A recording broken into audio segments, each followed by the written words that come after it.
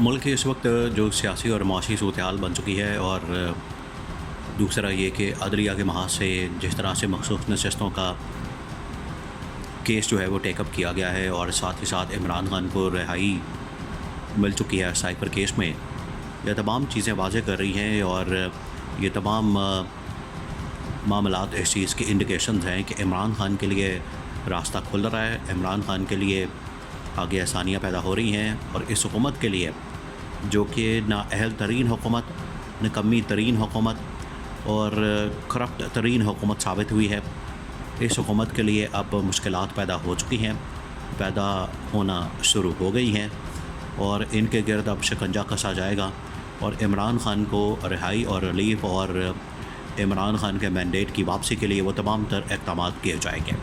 ये इंतहाई अहम तरीन मामला है, इसको आपने समझना है। देखिए,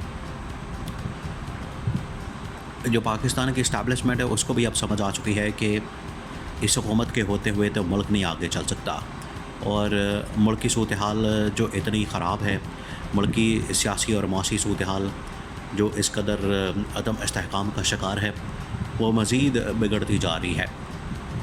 उसके अंदर कोई भी ठहराव नहीं आया और इस हुकूमत से जो उम्मीद की जा रही थी, इस हुकूमत से जो उम्मीद की गई थी कि ये आएंगे तो थोड़ा सा मुल्क के अंदर कुछ बेहतरी आ सकती है, ये आएंगे तो कुछ बाहर से इन्वेस्टमेंट आ सकती है, ये शहबाज शरीफ आएगा तो मोहम्मद बिन सलमान को कन्विंस कर लेगा, यूएई के सदर शेख ज़ायद अल नहयान को कन्विंस कर लेगा या फिर आखिर में IMF को कन्विंस कर लेगा।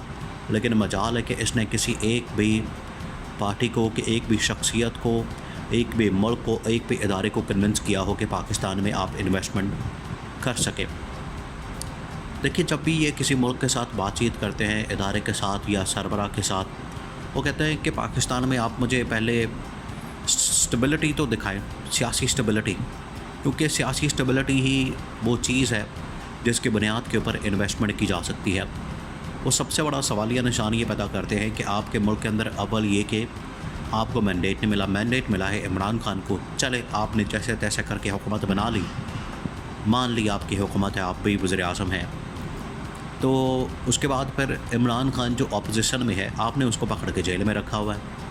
यानी आपने जमहूरियत का एक तो जनाजा निकाल दिया, दूसरा आइन और क़ानून की जिस तरीके से आपने धज्जियाँ उड़ाई हैं या खिलाफ वर्जी की जा रही है और लोग सड़कों पर आ रहे हैं, तहरीकें शुरू हो रही हैं।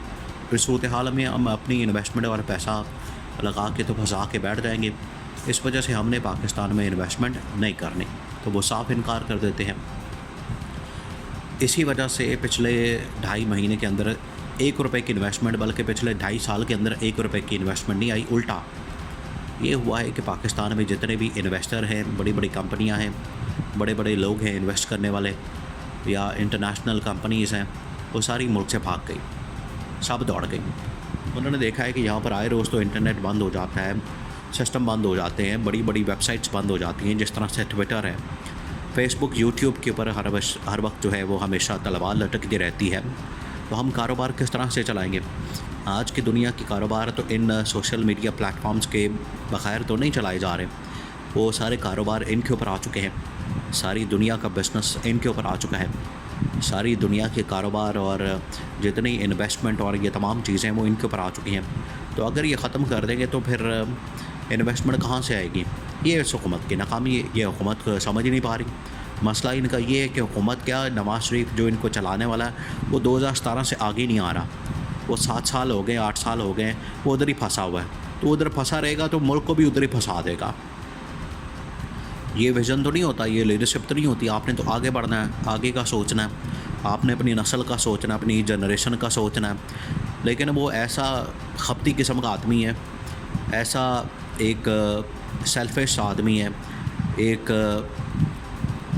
जिसे आप कह लें कि मफाद परस्त आदमी है कि वो अपने से आगे बढ़ते ही नहीं, उसको पता ही नहीं चलता, अपने अलावा किसी की बात नहीं सुनता ना करता है। वो कहता है कि मुझे क्यों निकाला, बस 2017 के अंदर फंस गया। तो मुल्क कैसे आगे जा सकता है? 2017 में आप इंटरनेट बंद करते हैं, सोशल वेबसाइट्स बंद कर दें, चले गुजारा हो सकता था, आज के दौर में नहीं हो सकता। तो कंपनियां यहाँ से जा रही हैं, फिर जो कंपनियां इन्वेस्टमेंट करने के लिए बात करती हैं वो सारी इंडिकेशंस देखती हैं, वो कहते हैं कि ये तो मुल्क इन्होंने तबाह बर्बाद करके रख दिया, तो हम जाके वहाँ पर क्या बेचेंगे, छनकना, इसलिए वो इनकार कर देते हैं। तो अब ये जो पाकिस्तान की इस्टेब्लिशमेंट है, इन्होंने सर जोड़ी है, इन्होंने सर जोड़ कर बैठे हैं और इन्होंने आपस में बातचीत की है।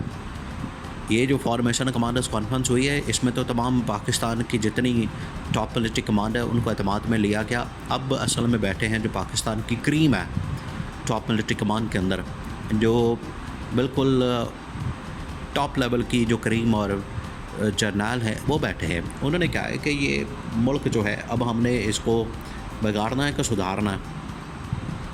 और वहाँ पर जो मुत्तफ़क़ा राय आई है, यानी इन सब ने जिसके ऊपर इत्तेफाक किया वो ये कि इमरान ख़ान को रिहा करना है। इमरान ख़ान को ऑलरेडी रिलीफ मिलना शुरू हो गया। ये 2-3 दिन पहले बहुत अहम तरीन मीटिंग हुई और उसके असरात अब सामने नज़र आ रहे हैं। यानी इमरान ख़ान को छोड़ना है, इमरान ख़ान को रिलीफ देना है, और ये साइफ़र, ये तोशाखाना, ये बाकी मुकदमात, अगर तो आपने ये मुकदमात बनाने हैं तो फिर बाकी लीडरशिप के ऊपर भी बनाएं। जो इमरान ख़ान कहता है कि आप बाकियों के ऊपर भी बनाएं, तोशाखाना का आप बनाएं, पीपल्स पार्टी पर, नून लीग पर। आप देखें फिर उनका हशर क्या होता है, उनका हाल क्या होता है, किस तरह से वो सारे नंगे होते हैं और उनकी जो तोशाखाना से चोरियां और डाके और तमाम चीज़ें हैं। आप अंदाज़ा करें कि एक बुलेट प्रूफ गाड़ी जो 30-40 करोड़ रुपए की होती है, ये यहाँ से 5-10 लाख रुपए में ख़रीद के तो वो बनते हैं, हो जाते हैं। फिर सोने की घड़ियाँ और सोने के ज़ेवरात और साबुन तक नहीं जो बंदा छोड़ रहा, और सोना तो दूर की बात है।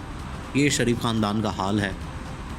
तो उनके तोशाखाना में तो अगर मामलात खोलेंगे तो बहुत दूर तक बात चली जाएगी। तो इमरान ख़ान के ऊपर ये मन घड़त और बेबुनियाद और खिलवाड़ किया जा रहा है इमरान ख़ान के साथ, इस बंद किया जाए। इसी वजह से ये सिलसिला शुरू हुआ है कि पहला जो है केस इमरान ख़ान के ऊपर जो साइफ़र है वो ख़त्म हुआ है। अगला जो केस है वो तोशाखाना, वो बंद होना है। फिर इमरान ख़ान के ऊपर 190 मिलियन पाउंड केस, वो तो वैसे ही फारग हो गया, कोई गवाह नहीं मिला। आधा माफ गवाह बनाने के लिए इन्होंने मलिक रियाज के ऊपर कितना प्रेशर डाला है। मलिक रियाज के ऊपर घर पर छापे, उसकी हाउसिंग सोसाइटी पर छापे, उसके दफ्तर पर छापे। उसने दुबई से ट्वीट किया कि मैं किसी के सामने नहीं झुकूँगा और कुफर का निज़ाम चल सकता है लेकिन जुल्म का निज़ाम नहीं चल सकता। तो उसने इमरान ख़ान का साथ दिया, इमरान ख़ान के ख़िलाफ़ वादा माफ़ गवाह बनने से इनकार कर दिया। 190 मिलियन पाउंड केस सारा का सारा मलिक रियाज के ऊपर खड़ा, वो फारग हो गया। तो जर्नलों ने सोचा है कि बजाय इसके कि हम अपने आप को मज़ीद दलदल में फंसाएँ, मज़ीद अपने आप को मुश्किलात में फंसाएँ, मज़ीद अपने आप को इस टेंशन के अंदर डालें, इसमें से निकलें और इस हुकूमत का ख़ात्मा करें, इमरान ख़ान की वापसी को यकीनी बनाएं ताकि मुल्क जो है सही रास्ते पर गामज़न हो सके।